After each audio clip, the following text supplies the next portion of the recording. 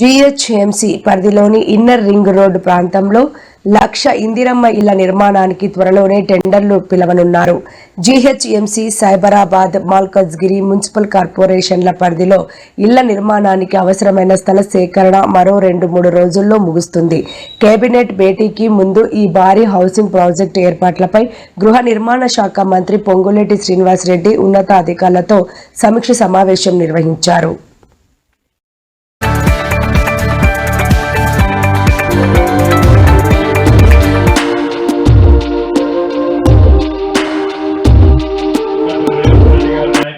మన ప్రజా ప్రభుత్వం 125 ఇళ్లని ఈ రోజు మీకు ఇవ్వటం జరుగుతుంది.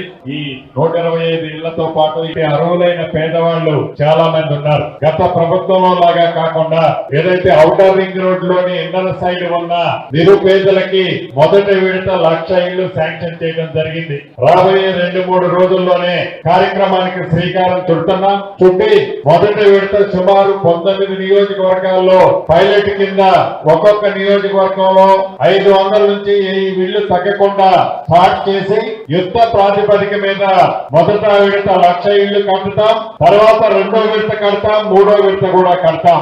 ఈ నియోజకవర్గంలో ప్రభుత్వ స్థలాలు 3 ప్రదేశాల్లో ఉన్నాయని చెప్పారు.